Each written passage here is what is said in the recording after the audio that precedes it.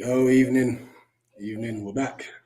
It's been a minute since we've been together. Partly my fault. life and stuff. But yeah, we're here for the Villa match reaction, and so it's a weird game to dissect. A very weird game to dissect. In one aspect, it's like, oh, this new formation worked at times, and other times, like speaking to JC earlier, saying like, no, we looked like a mess for 20 minutes.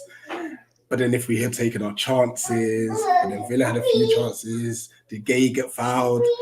Was he defensively naive? So much to get into. so much to get into. What's it? As per It's, usual. it's a typical. It's last few games of the season, nothing to play for, so therefore everything's on the pitch. You're thinking, where was this for Leeds and a couple of other games we've had before this? But to be fair, it wasn't a dull game, like that. So you can't complain. 100%. 100%. And on that now, how things been, Nate? Yeah, man, all good. Just getting used to doing day shifts again. It's a bit strange. It's like, wait, I'm going home at 4 o'clock Monday to Wednesday. I like this. That's decent. Because I'm usually getting ready to go to work at 4 o'clock on weekdays. You know what I mean? I'm like, wait, I should be. Screw it. I'm going home. See you later. This is it. Don't hang about for no one. No, forget that. Big up, JC. How's it going? Yeah, man. Just work, and I don't know, but a Sunday away match just isn't a nice feeling the next day on a Monday, because you get home. Normally on a Saturday you get home, you got Sunday to recover, and then you go work next day. But nah, long journey and then straight into work next morning. Don't feel good at all. And the trains were buggered as well. It's like, what is it with the railways in Britain? When you Oh need the no, train to get you there.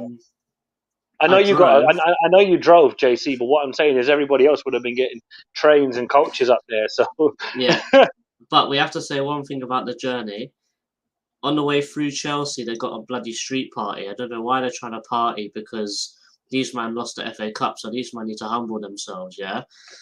And the diversion literally sent you in circles. Like, we followed the Palace coach in circles around Chelsea. We were thinking, nah, allow it. Back over the bridge, try and go somewhere else. JC, you got to remember that was their big day out. Don't forget, it was Chelsea's big day out going to an FA Cup final, because that's what they said to us. Yep. How did that work out? Mm-hmm. No noise from the racist boys. And it's crazy because, just after, because I saw your tweet, like it came as a notification, and I was like, oh, sugar, I'm just coming into this now. Because obviously I was driving up to Wembley at the time as well, so it was mad. But let's address a few of the comments. I don't know why he's not changed his name yet, but big up Palace Elmo. Even though haven't we stopped singing Jeffrey Schloppity answer? I was never singing it from the start. So I mean, fair play to him. He's had a decent season.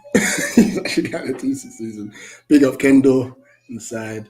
David Lee as well in the cup. Hope you're well. JC's always firing shots. Oh yeah, how was Luke, by the way? Did he behave himself? No hugs. Nah, we're good then. I think he's learned his lesson. He knows not to be throwing out hugs because, mate, it's peak. Big up Dan every time. Oh, Dan, check in the chat. Has your Conor Gallagher video come out yet? That's not. Yeah. It's already out. That's not. I need to make sure to check that out right after this. Okay. So, JC, because obviously you were at the game.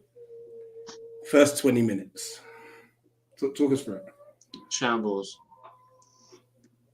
One word answer, mate. Shambles. It really was. It looked. You know how you have set pieces, and when it goes horribly badly, you say that's a training ground move. It felt like the whole formation was a training ground move. It was that bad. No one knew what they were doing. People looked afraid to commit themselves in any way possible. Like it took that whole 20 minutes of us being awful to even begin to retain possession of the ball. With the new formation change, that all the centre backs just kept running into each other and getting in each other's space. I think having 3 centre backs instead of 2, and especially having Kouyaté, who's normally a midfielder, slot back in at centre back again. It just didn't really work very well. I think that Anderson noticed that Kiyate obviously doesn't have the technical ability that him and Guay do, so that it seemed a little bit like we were just forcing it down the left side because Kiyate was on the right side of the back line. So it really felt like we were just forcing it down Mitchell and Zaha to do what they can do.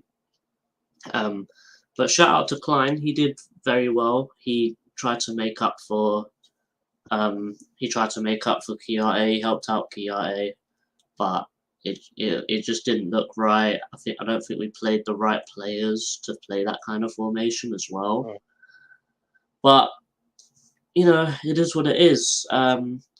Is Vieira trying stuff for next season? We don't know, because the sort of role which Eze and Gallagher were playing is a very similar role to what that Czech Decore plays. So maybe it's sort of like a trial for Czech Decore to maybe slot into where Gallagher played.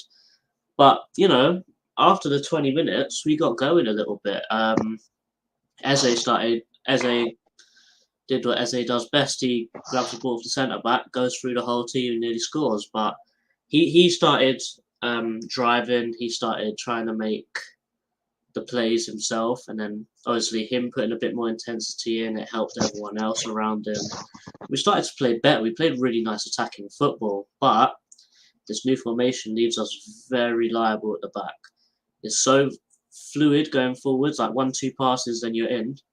However, going back, one long ball, and that's it. They did that many times. Konsa hit a long ball to Cash very often because Mitchell pushed up, and Guay's normally very central, so he's not. So when Mitchell goes up, normally the third centre back on that side covers the left back position, but Guay's not used to doing that. So Cash just slots in as Mitchell goes up. That Konsa ball comes in. He put the ball in. Ings should have scored twice just from that one move. But it's trial and error. Maybe it's testing for next season. Maybe it's Czech Decore testing. We don't know yet, but that's how I saw the first 20 minutes of the game going. How about you, Nate? I thought it was a mix of Ian Holloway and Frank de Boer. All out attacking football, but no method to it. You're thinking, okay, we're going for it. But where's the basis? Defensively, all over the place, as JC said in the first 20 minutes. Somehow, Danny Ings does a great Aaron Wilbraham impression. Shout out to the big man Wilbraham. You know what I'm saying? Throwing it back there. But I won't lie. Listen, this is not a draw where we should be like, oh, for F's sake, we've thrown it away. It's one of them where, fair result. It is what it is. We don't celebrate draws on this channel, so it is what it is. You know what?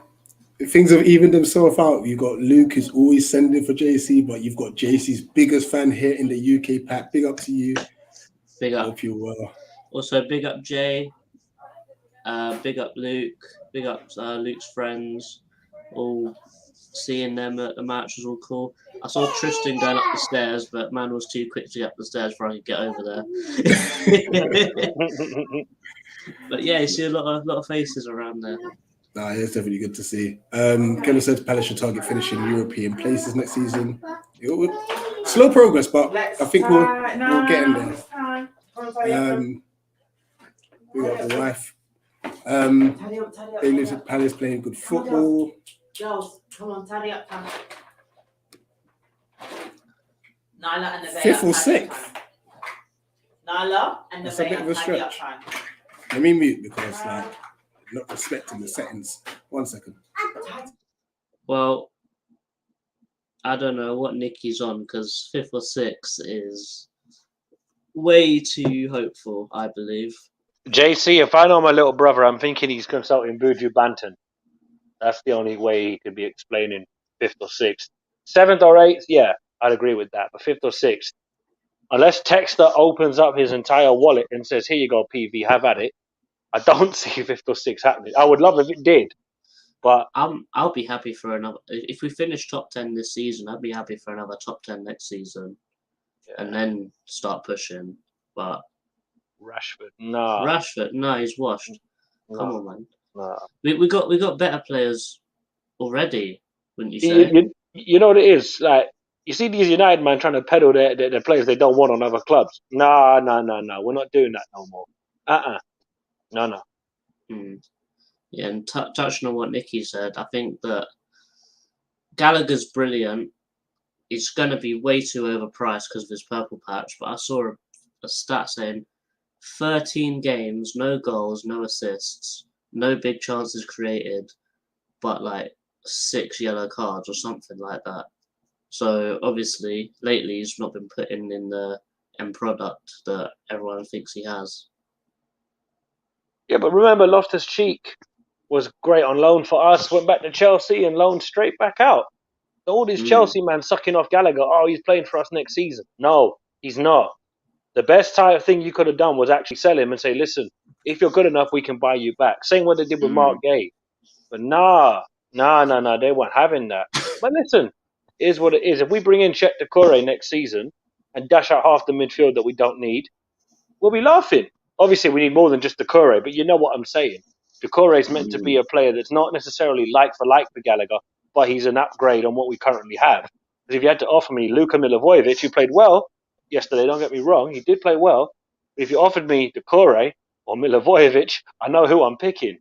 Don't get me wrong, as I've just said, Luka did have a good game yesterday. Despite half our fan base swearing to God that the man had killed Roy Hodgson. It's like, no, he was Roy Hodgson's love child. I don't know where you lot are getting this from.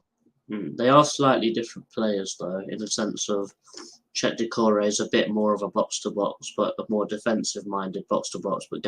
But Luka's just a DM.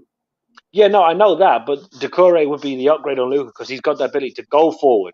He has no issue in going forward and back, whereas Luka just stays back where he is and anchors the midfield, which is what we needed Luka to do under the De Boers and the Allardyces and these managers. Hey, it could be worse. Could be worse. It could be. It is a nice problem to have, actually, where we could actually have 2 players for every position next season, which would be an absolute dream because we're normally scrambling, But let's talk Gallagher because obviously the last 12 games, I believe, stats-wise, it's not looking as good as it used to be. But performances, I think he's still giving a shift. Yeah. There's no question in that. Yeah. Obviously, we've got 1 more game left. Should we just start him regardless anyway? 2. We've got 2 games left. Oh, we've got 2. Sorry, we've got Everton. Sorry, Matty. Should we actually just not play him for the rest of the season just to see what life is like without him? It's a good point. You know what? I think play him for the Man United game because it's the last home game of the season. That way the fans can have a goodbye to him. But for the Everton game, I'd say maybe rotate with Will Hughes and maybe Maka if Maka's fit. Because that, or even read around Luka, whoever. We've got enough options in midfield where if we don't play Gallagher, we're not going to have a crisis of identity going, oh crap, what are we going to do? Hey Matt, listen. Your club hired Frank Lampard. You know this channel don't like Frank Lampard. It is what it is, bro. If you beat us, we'll take the corn, no problem.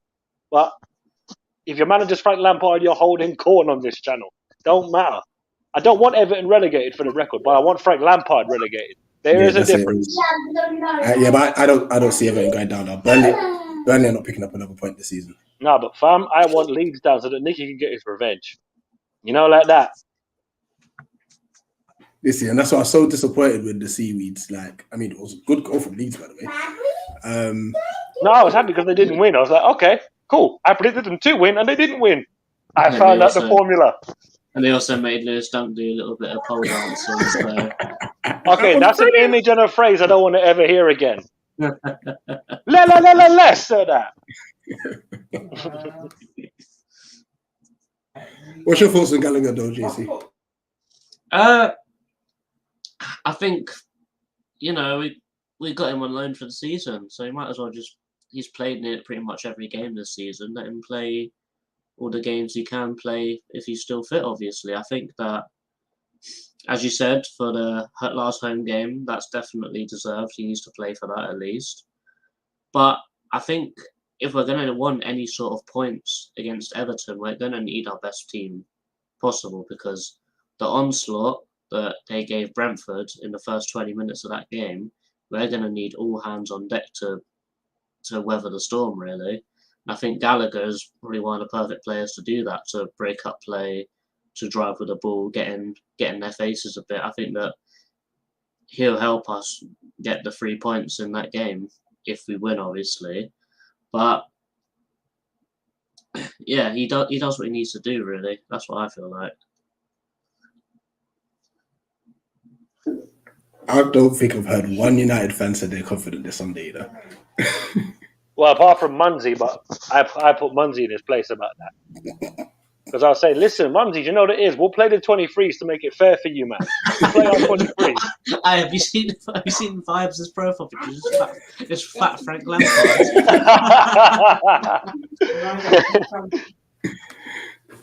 Okay, let's. Because you got to remember, lads, our 23s finished in 5th above theirs. Yeah. Cope is a myth, remember. I kept saying it. The whole season, our academy was a myth. 5th place. First season in the PL2. No, see, it's definitely a great season for the under 23s. This is not a bad little segue, actually. The refereeing in this game. This one. John McGinn in this game. That needs to be spoken about. No, listen.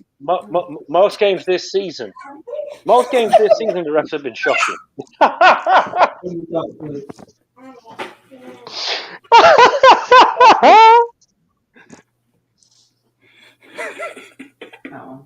No. In the dark wood. All right, Matt, that's quality. Ooh, this is a good question. Okay. I'll keep Wolf. Got it. Oh yeah, keep Wolf. Oh yeah, keep Will. There's no debate about that. Do you not see how he had Villa's whole stadium on ropes? The atmosphere there was dead, and then when Will started taunting them, they sprung alive for 5 seconds and then dead again. Yeah, but that's what Wilf does, isn't it? Remember, Southampton got all rowdy because him and Ward-Prowse have this rivalry or whatever the hell they call it. It's like, what is it with you South Coast teams in this rivalry business? You lot are as bad as Watford. What's going on? And now Villa fans, he's such a prick. It's like, you lot had Jack Grealish last season. Do you really want to go there? Like, this is a guy that literally must have greased his boots with banana skins before he played at Selhurst Park last season. The guy was slipping and sliding like a water park centre. What's going on with this guy, man? Get up on the floor. That's it. Big up, Ed. No one's starting. Munzie's not starting no one. There was just some Palace London. It's like, but what if they won? Obviously, we've got United on the weekend and stuff, and Nate finished it. It was just funny. So just like Banner. Hello, guys. You all right? Yo. How are we? Good? Yeah, mate. All good. Good. Yeah, I just wanted to say on that bit, because I where you're talking about the Aston Villa atmosphere, I remember watching it on the stream. The loudest part you could hear from their fans was Zaha what's the score just after they scored, because that's the first thing you think when you score a goal. You think, how can I wind up their best player? Oh yeah. Yeah, but you know that small-minded mentality about, let's egg Zaha on. Please do that. That's when he's really, really looking forward to putting you in a spliff. Remember, Watford did it. Yeah, exactly. He plays best when he's angry. Definitely. Like I lost count the amount of times he gets booed by the opposition, and then within 10, 15 minutes he scores a goal. I mean, remember, Watford did it famously in that 4-1. JC was there. They were giving him all sorts of heckles all night. Bang, bang. 4-1. Good night. Bye-bye. And then relegated them last weekend, which was very, very enjoyable. Like, there's something ironic about that. Watford giving Zaha shit ever since 2013, and now he relegates them. I love football. I really do. And there was they clearly don't learn Watford, because I remember when we scored twice in added time, and Zaha did that mad run on the wing. ran past their defender, put it in. Jimmy Mack put it in 2-1. Oh yeah, Sacco and yeah. That was Thingy got sent off, innit? Tom Cleverley got sent off or something like that. Yeah, he did. Yeah, I that's still remember that He was Deeney cupping own the away goal. fans. That Deeney own goal was class as well, wasn't it? that was brilliant. It's No, one of only 7. I think at the time it was one of 7 games to ever be won by a team in the Premier League without actually having a shot on target or something like that. Well, Troy Deeney and John Terry love scoring goals for us. So, unfortunately, though, they can't get legend status because we reserve that for good players. Like that. Although, having said that, some people rate Neil Shipley, and I'm not in that category. I'm taking myself out of that textbook. I want nothing to do with that. Yeah, I think Neil Shipley, he's got to go. He's got, he can't be. Oh, listen, he's dashed out. He's dashed out entirely. Yeah, 100%, 100%. And JC, your record's intact. You've been to every away game you've been. You've never lost. Yeah, every away game in the Premier League, all good. Because I went to go see the 23s play against Sutton, and that didn't end up very well. Yeah, but 23s is 23s. I mean, that's But it is what it is, and I think a point isn't a bad result, really. Yeah, definitely. Because it's a fair result because yeah. we had they had the better of the chances. So you can't really sit here and go, "Oh, how did we not win that?" It's like, well, we didn't really have many great chances. So you're like, yeah, point's fair enough. I mean, we're not celebrating a draw. Let's get that in. We're not celebrating a draw. We don't do that over this channel. We don't do that business. We don't. But we do need to talk about we're creating a lot of chances and not taking them. Better that than now creating no chances. Remember last season? That's a good point. Yeah. It's better. I get it. You're thinking why all these chances and not taking them. But last season we were thinking loss, draw, loss. Our form looked like a Welsh town, mate. Hella else. Hella else. You know what's mad? The draws will be 0-0 anyway. You know what I'm saying? And if we scored, it was like, holy shit, we scored a goal. Holy shit, panic stations. Whereas now it's like, we scored. Cool. No, it's more, no, I don't know. How did we beat Man City under Hodgson? That was crazy. That was we scored, hold on, for 90 minutes. To be fair, the Townsend goal, that should win you any game of football because that was just an absolute belter. The penalty, the penalty was it was a little bit soft, but if you get that away at City, you snatch at it. But listen, we've won at Old Trafford, Anfield, Stamford Bridge, Emirates. We've won. We've done it all. The only ground we haven't won at in the league is away at Tottenham. Oh yeah, true. Because we've won at every other major ground in the league since we've been back in the Prem. But we've beaten Tottenham twice at home, including this season. Yeah, true. I'd like to bring our attention to the starting lineup. So, what did you guys feel about the starting lineup when it was announced? I thought it was a bit weird because obviously, it's a formation that. Well, I mean, in my mind, when I was looking at the formation, I couldn't. Well, the names on the team sheet, I couldn't quite work out how exactly he was going to play and what was going to happen. So to see and then to see also Milivojevic thrown in as well, I thought was a bit crazy. Obviously, given his realist. Sorry, Dan, but just seeing Milas' comment, I'm just thinking. See, the thing is, this will be the one time he'll probably be cheering United conceding. Because, mate, they've got him stressed, bro.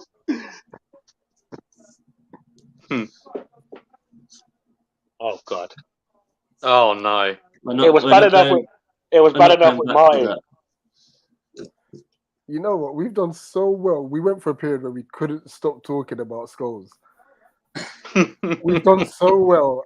Thanks, Santi.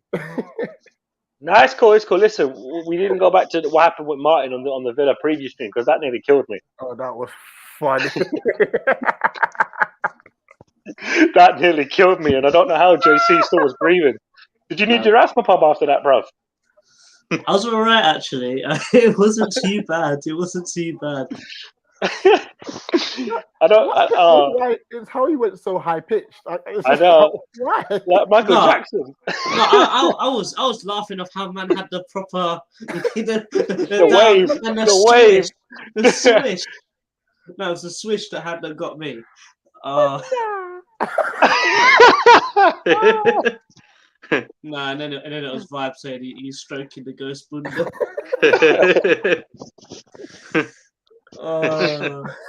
Oh my god! I have to say, I watched that back today, and I did proper belly laugh when all of that went on. Listen, one thing you need about this channel is that when the laughs go in, it's hard to stop. Both Arsenal streams prove that because we couldn't hold it together. Listen, it just falls apart. We just can't stop laughing. No, to be fair, the birth of Nippend was the finisher. Mate, when the laughs start going, all Palace content is just in the bin. Yeah. So what were we talking about again? You know what? We've digressed for like 4 minutes. Dan, you were making a point. Yeah, Dan, what do you think about this You talk about this formation, the sort of 3-3-2-2. Yeah, it was a bit weird, not gonna lie. I mean, it's nice to know that he's experimenting with a plan B, because I know he was criticised at Nice, I think, for not having a plan B by the fans. So it's nice that at least he's thinking about it, I guess. But I don't know, it didn't really work for me, I don't think. And when I saw the players on the team sheet, I thought, where is this going? To be honest. Like I said, like he gave a start to like Milivojevic, who hasn't really played much this season. Although obviously I was happy to see like Eze get a start and so on and so forth. Yeah, it was just a bit weird. Because I thought that we played much better when we did some subs and we swapped the formation around a little bit. I thought after that we played so much better. Yeah, I agree. Can't remember what the subs were, but I agree. Yeah, we changed Mateta for Edouard, and then we changed. I think we changed Eze for Schlupp. Who was the last one?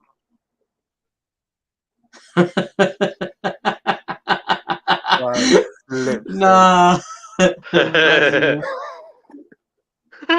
Oh man. Never gonna live it down. Never gonna live it down. Who came on? Was it Kouyaté that went off for Benteke? I think so, because I think Milivojevic stayed on the entire game. I think. Yeah, because when we did that, we swapped formation around and we looked so much better. We sort of went back to a back four. We sort of played a proper 4-3-3 formation in this sort of sense. When we did that, we looked so much more dangerous. Really. Luka went off for Benteke. Oh, fair. So basically, Kouyaté there instead. Then yeah. I think that I remember that because Kouyaté pushed up out of the defence. Over.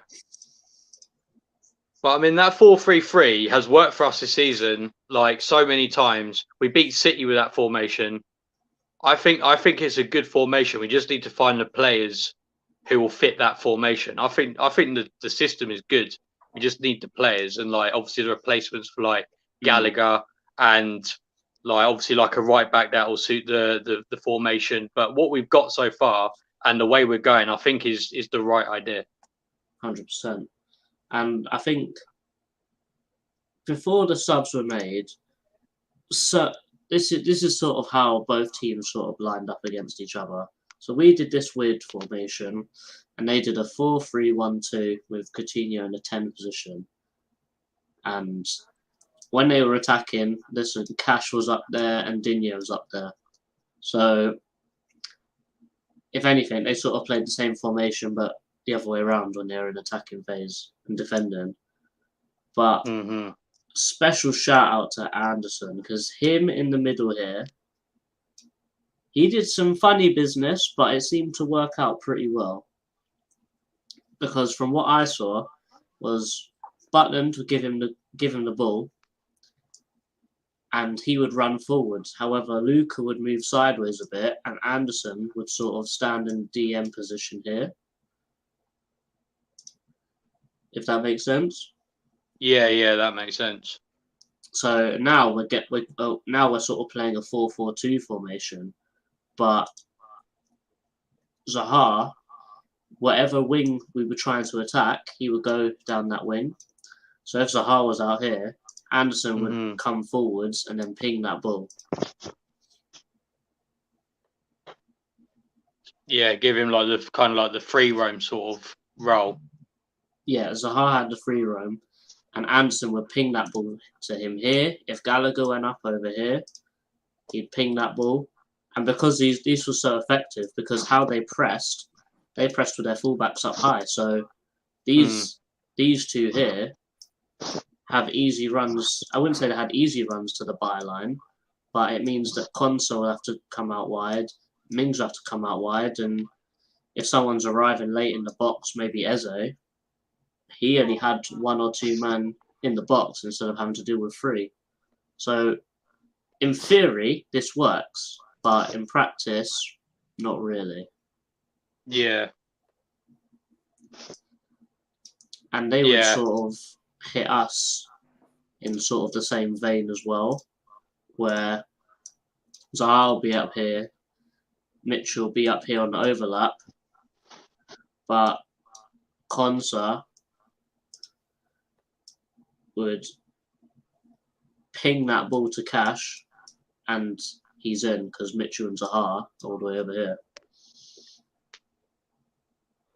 You know what? I really don't mind if they're pinging diags to the wings, because obviously we just don't want them playing through us. I think, but just going off what you were saying there, JC, I think the reason why it didn't work is because I don't think we pushed up as a unit. For a formation like that to work, the whole team has to shift. If there's any gaps, it's over.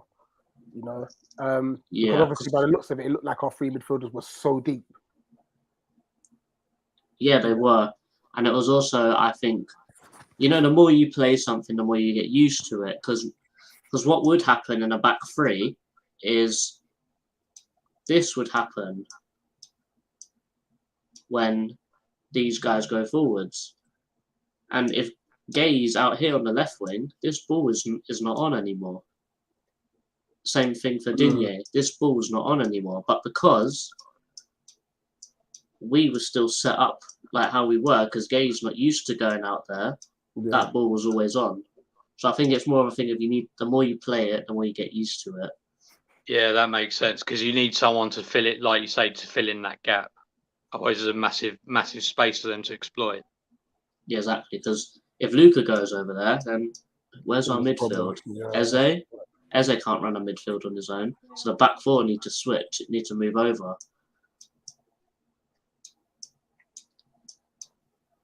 So yeah, that's sort of the little in-game analysis bit. No, love that as always, JC. Very in depth. Yeah, that was good. I mean, it's obviously interesting to see where our players are they're lined up and stuff. And you know what? I don't mind if PV tries that again. You know, obviously we tried it. It looked like it worked a little bit better than it did in the FA Cup semi-final, especially when there was changes made. You know, so there's always room for improvement. I feel like as a team, the way we're going, we do need to have a backup formation. Yeah, I feel we do need one. So if it is 3-5-2 now, or 3-4, 3-3-2-2, whatever, however we're shaping up, then happy days. Like, let's have a backup formation. Let's switch it up from game to game, depending on who we're playing. You know, and bring that element of surprise, because obviously Villa were not expecting us to change at all. You know, and we'll just take it from there, really. Sorry, gents, just to point out one thing. Do you remember how some people were talking about you've gone from 14th to 14th, 44 points and the rest of it? We've now surpassed that points total thanks to yesterday's draw. Still 2 games to play because after 38 games last season, 44 points. 36 this season, 45 points. Tell me we haven't improved. Not you three, because I know you lot know that. Yeah, no, definitely. I think what a lot of people got wrong, I noticed, was that they were saying, like you say, like, oh, we're 14th, but then they didn't take into account the fact that we have easier games towards the end of this season. So if you've done it like, for a lot of the season, we were roughly where we were last time / a little bit above. If you did it for like games. Yeah, and the metrics of some of those games that we've drawn, because I think Vieira's something crazy like he's lost less games than he's won or something like that, is what I was seeing somewhere. I don't know how true that is, don't quote me, but I was looking at it going, when you think about it, we've drawn a hell of a lot of games. Some of those games were fair enough, and there were games you're like, we threw that away. There's points there that we threw away this season that we're like, we need to make sure that this result this season, we put it to bed next season. Yeah, absolutely. Like go back to Seaweed at home. Should have battered the shit out of them. Somehow didn't get battered at their place, so it kind of evened out. Where True. Man United away, they weren't remarkable. The whole Godfather of gegenpressing. The only thing he was pressing was his shirt, ironing his shirt on the touchline. His Ranić guy, like that. No, let's be real. Like we were hearing it all. He's Klopp's dad, this, that, the other. Klopp's looking at him, going, "If that's my dad, I need to get adopted because I'm not having that." Because we'll talk to the Man United fans later. But what I'm saying is that even in games that we've lost this season, we haven't come on here and gone mad and gone, "That's a shit result." We're like, all right, we weren't great, or we were a bit unlucky, or we could have done this a bit better. But we're mostly happy with our season because we got to watch good football this season. And that's the biggest thing. The enjoyment factor. Yeah, to see us, even at home to Man City. I know at times we had to kind of we had to defend really well. But then when we did have the ball, we're not just hoofing it up top. We're trying to play out. There's so many times where we've really given ourselves a good account for ourselves, and you can tell by the whole footballing community, minus the Seaweeds, obviously, and Leeds, they're like, I really like what Palace are doing right now. We've become a threat, an actual viable threat. If we get some, next season's the big test. I said this the other day, because the second season syndrome is real. There's going to be everyone's going to know how we play, so we're going to have to maintain that, and hopefully push on from that. So I hope we just give Vieira the grace next season to say, listen, all right, cool. We know we need to progress. He still needs time and patience. Yeah. One season, So after next season, if we finish close to a top 10 finish again, I'm not going to complain. It's then the season after that is that, right, can we push on now? Can we really, really push on and stuff? And I guess that will also depend on investment. Yeah, but you got to remember, we've had 3-4 years of Roy Hodgson basically putting a plaster over an axe wound. As much as I was giving Roy Hodgson crap, and I've had a Hodgson agenda, I'm the first to admit, with the resources he had, he worked miracles. Yeah. He made Jordan Ayew look like he was 12.5 million rather than 2.5 million. When Ayew had that great season, which like West Ham at home and them kind of games, it was like, did he have his jollof off today? He's like Popeye with the spinach. Yeah. And then you come into Roy's last season, 7-0, all of that, but this season, when we lost to the big teams, we lost 3-1 at home to Liverpool. We weren't angry. We were like, okay, a little bit unlucky, kind of a bullshit pen decision, but it happens. West Ham at home, could have got battered. Kind of did okay. And Santi, Ten Hag's not in the dugout though, mate. So, it's not really the same thing. He needs to be in the dugout for the new manager bounce to hit us again. But, whatever. It's mad though, because look, most games this season we've come away from it thinking, okay, fair enough. Or we've kind of been a little bit upset or a little bit annoyed. Last season, we lose by 1-0. The fan base goes mad. They start saying old age pensioner, this, that, firing off left, right, and centre. People calling him decrepit old Mr. Burns and everything. This guy was taking shots everywhere. Now you're seeing people actually shut their mouth a little bit. And so-called Palace big Twitter accounts, they're kind of holding a little bit. Because you know them accounts. They've always talked about how, we need to play better football. Well, now we're playing better football. No, this isn't working. Let's go back to. Well, which is it? It can't be both. It's either play better football or play the shit dead football that we hated. Hello, Virginia. Hello. Yeah, we definitely come a long way, and we'll really break this down. Obviously, at the end of the season, we'll have a proper end of season breakdown analysis, whatever you want to call it, here on the channel. Okay, Rich, we need to address this. What is this? Huh? What is that? Bro, can you send in a comment? Yeah, we might have to, because that's no. I can block them or put them in a timeout. No, I can do that. That ain't happening. But you know what? Respect to you though. You recognize talent. That's true, but we'll take it as a compliment. Yes, Nicky. And Sadney, now you know. I get it. You want Ten Hag to come in and make everything great again like Trump, but we don't want another Trump coming in making everything great again. But now listen, with yesterday's game, not great, not terrible, bit of both. Could have won it, could have lost it, got a point. It is what it is. 100%. True. Yeah, that's true. Yellow card settings. Yeah, I think before we just need to shout out John Texter. Have you seen that video of him at Fogo? Yeah. I mean, he did say that like the Premier League need to step up. I was thinking about. Yeah, I was gonna ask that question. Is that like an indirect sneak diss? What did he say? It's basically saying that there's the atmosphere at Fogo is nothing better. Like the Premier League needs to step up. I'm like, you own Palace. Yeah. He says there's nothing in the Premier League like it. No, but it's a totally different kettle of fish. There's people reading into it too much. To be fair, you go to a Brazilian football game, it's going to be infinitely more different than a game in England. Do you know what I mean? It's just different cultures, a different way. Like, don't get me wrong, I get what people are because they're thinking, but you own a Palace. He's already praised our fan base. Like, it's not like he hasn't been aware that we're different in England. It's just, my God, this fan base loves a reaction. Luca's in the starting 11. We're losing. We're going to lose 5-0. This, that. And I'm thinking, have you forgotten we used to have Jordan Much in midfield? That's how we lose 5-0 with Jordan Much in the team. At least Luca can pass the ball 5 yards forward. Because Much only knows one way, and that's called backwards. Because that's what he is. Backwards. QPR. You see them, yeah? If they get relegated, we should take 5 million off them for Much. Because I'm pissed we paid that much. Have you seen I can't ever forgive them for that.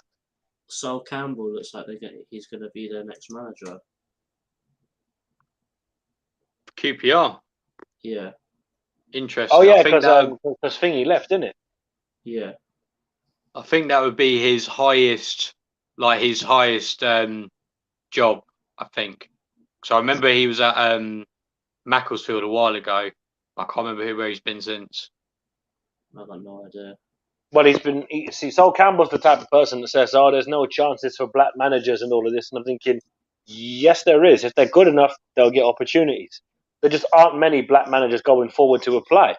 You see now, Paul Ince is at Reading, Vieira's at Palace, Nuno was at Tottenham and Wolves before that. Granted, yeah, they're not rife across the league, but it has happened. Obviously, there's a disproportion, but look, we've only just seen today that a young footballer announced he was gay. Everything moves slowly. Unfortunately, we can't get everything we want in life. But eventually the day will come when we will have black managers, Asian managers, that, all kinds of people in the sport. The day that a woman manages in the Premier League, people are going to go mad. Oh, women managing in football, It's like, Are we here again, yeah? Okay. Wow. Okay. You know how it is. I mean, Rich, you were at their Women's FA Cup final. It looked like a good game, to be fair. Did you enjoy it? Oh, cracking game. cracking game. And also Nyla really had a good time. Bless Yeah, her. it looked it. No, she had lots of fun. And City, the way they play football, even with women, is almost like you could tell, like from top to bottom, they want to play the same way. Yeah, that's done from academy right up. Yeah, It's it's the unbelievable. same way.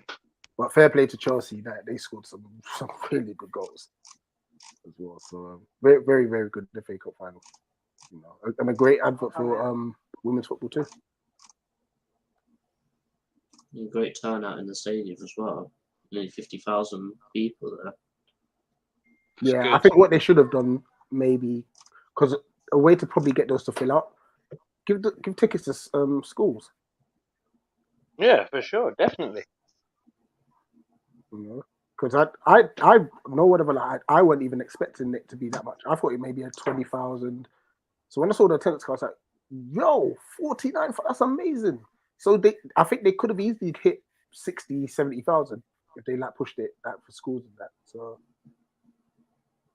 Yeah, 100%. but the day's going to come where you get more attendance at women's games. Like if Palace's women's team was playing at Selhurst Park regularly, people would go. But nobody really wants to go to see them play at Hayes Lane, because Hayes Lane's an old school boxy non-league ground where you're stuffed into this small little cupboard of a ground. Which, don't get me wrong, it's the spirit of football, but the appeal isn't the same. But if you And have them play at also with Selhurst that as Park, well, like if you're not driving, it's a nightmare to get to. yeah, even getting the train down to Bromley South is long. Oh, it's long. Yeah, You know, so just having everything at Hazley, it's a mess. Like even me, I drive, and just once you're there, I'm having to think of all the back streets because there's over building works, there's temp lights, it's just everything in Bromley. You know. and this is why part of me says we should have tried to move to the NSC and rebuild it, but obviously that didn't happen for whatever reason. You're looking at it thinking, but imagine if we had rebuilt it though. That kind of thing would have been great because you would have had a modern stadium across the board. But obviously, we chose not to do that. Bromley Council were having none of it. But listen, the way this season's gone, the way we're playing football, we can't really moan. We got to an FA Cup semi-final. Yeah, we lost. But we got to an FA Cup semi-final. Not these teams that spend 100, 200, 300 million. We got there. And I never thought we'd see that again. I thought, okay, that's the one and only FA Cup final I'll be at, being in 2016. Maybe it will be. But I never thought we'd see another cup run in my lifetime because it was like, what I'd give to be at Wembley. But listen, this season's been wonderful. 2 more games to go. Who knows what'll happen? We could slap Everton. We could be slapped by Everton. We could be slapped by Man United. We could slap Man United. Yeah. It could be 2 dead 0-0 games. It could be pulsating games. You don't know with football. Sorry, Rich. No, I was just gonna say on this point. I think the whole of the Palace fan base would do. You know, because obviously Selhurst is a lot easier to get to. You know, and maybe that's what we need to look at when maybe if we're playing away games. What could the women's go Saturday? Play home games there?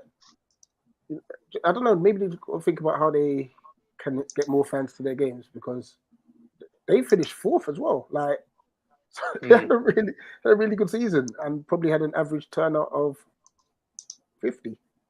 You know, like why can't we get like? I think Man United had a women's game at Old Trafford. I think 60,000 turned up. Yeah, Chelsea's last home game had about 25,000. Yeah, I think it comes down to scheduling though, because for example, if we're playing away in London, yeah, that's manageable because you would get fans that probably can't go to your Tottenham aways, West Ham aways, Arsenal aways. Fair enough. If we're halfway up the bastard country, most people will be like, "Do I go or do I stay?" Now, if it turns out that let's say we're playing the Clowns in the women's team, you're like, "Okay, yeah. South London derby." It's got to be Yak. That's my guy. Well, we haven't really seen Montez play yet, so give him the benefit of the doubt. Yeah, we have seen Yak though, so yeah, he's winning. And to call him a turkey is being harsh to turkeys. He's a beast. Oh, bless him. A beast in what? Stacking shelves in IKEA in Croydon. Sounds about right. Make the women's game £1 a ticket. Limit the academy games at Celeste. I think the women's games are like £6 anyway. So it's, or maybe just make all the season ticket holders go for free, and then any additional. I don't know. Just I think when attendance grows, then you can think about paying that money and stuff like that, and obviously generating revenue for that. But got to get the attendance there first and foremost. I'd say. Look, I'm going to say we lost at semi-final due to the lone rule in Chelsea was not at all that dominant. Yeah, if Conor Gallagher was playing that game, we win.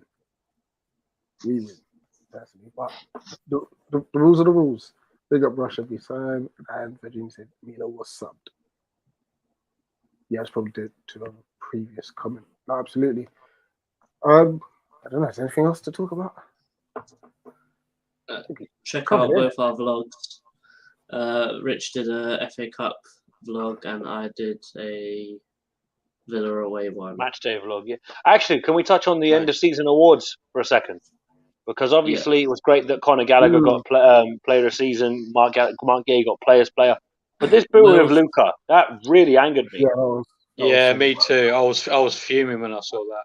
Yeah. Don't get me wrong. I'm a man that has a Luca. I don't like Milivojevic as a player that much anymore, right? I get it. I'm not a big fan of his. But I'm thinking, wait a minute. This is a guy that's given everything for the shirt under Roy Hodgson. When he scored that goal away at Southampton, the same people booing him were probably going crazy when he scored that goal. And I'm thinking, okay, did we not have to suffer like 4 years of Jimmy Kebe and March and all these dead players? Luca's been one of our best players the last 3-4 years. Because this season he hasn't been able to get a look in because there are better players in his position. But the booing, that just angered me. I was like, that's not us. What is this? Yeah, you can dislike players. I don't like some players. Patrick Van Aanholt, prime example. Don't like him, but I'd never boo him. Of course, I call him Patrick Bin Laden, but my point is, as much as I don't like a player, I'd never boo him. Footballing terrorist. Him and Wayne Hennessy. I said Wayne Hennessy. Yeah. No, because remember, Villa Park was that ground where he dropped it and let it in the back of the net. It was like, have you got a brain, mate? Did you leave your brain on the A23? This guy, bruv. And we were paying him a wage to be our backup goalkeeper. It's like, Speroni can't play, no? Nobody else in the academy that can do better than this godforsaken excuse of a goalkeeper. Chocolate Hands Hennessy. Oh my God.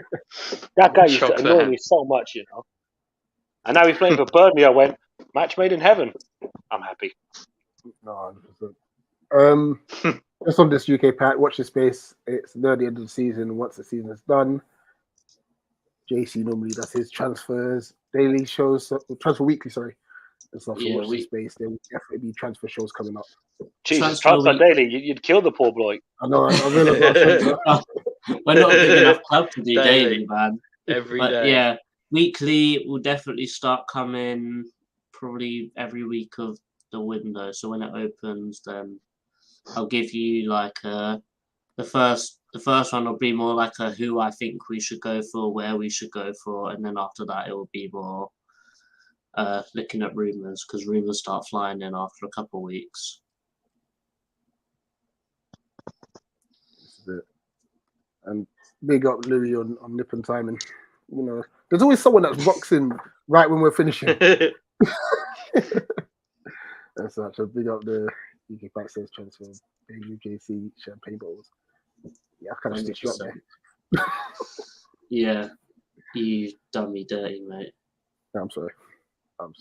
Guys, listen, Wednesday, we're here for the Everton preview. Oh, you're Monday today. Oh, jeez, time's flying, man. It's going to be a busy week, by the way. So we're Everton preview with Matt, who was in the chat, Astro, he's an American Everton fan, and also Christian. So you know how we had Alexis from the Cooligans? His co-host is an Everton fan, so he's going to be with us Wednesday evening. Everton match reaction, probably. So the match reactions are going to be just fan cams. Yeah, because there's not enough time.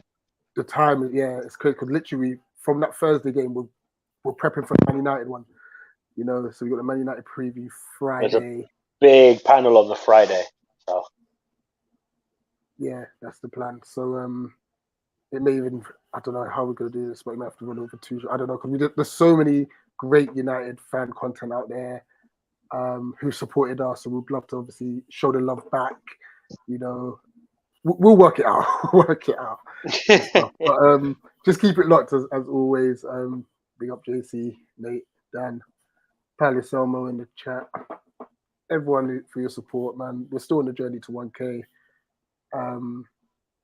Yeah, we'll just keep churning out content. We just enjoy doing this. We really do enjoy doing this. But we do need to have a chat backstage about a couple of videos we have to do after the season is over, because we need to keep us. Yeah, You know. there's so much content. Yeah, so once the season's done, we're not finished.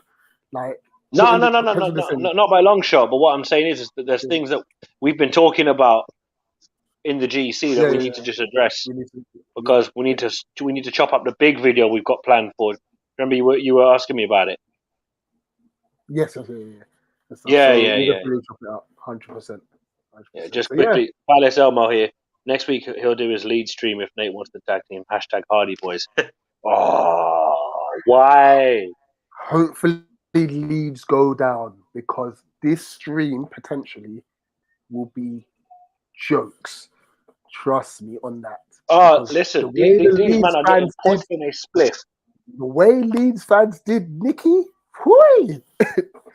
They get back. Oh no, it's gonna be shots fired. Absolutely. Oh, Nicky needs to come through with some bars then. So. Okay, this worries me. That comment worries me by Kendall, because you see how not confident they are. That's not good. That means they'll slap us around. Innit? You know them ones. You know they're trying to do that reverse psychology business. Yeah. Well, see how that works. Yeah. But listen, it's been a minute. We're out. We'll see you lot for the Everton Peace. preview. Here's what it is. Up the Palace. Eagles. Eagles. Eee.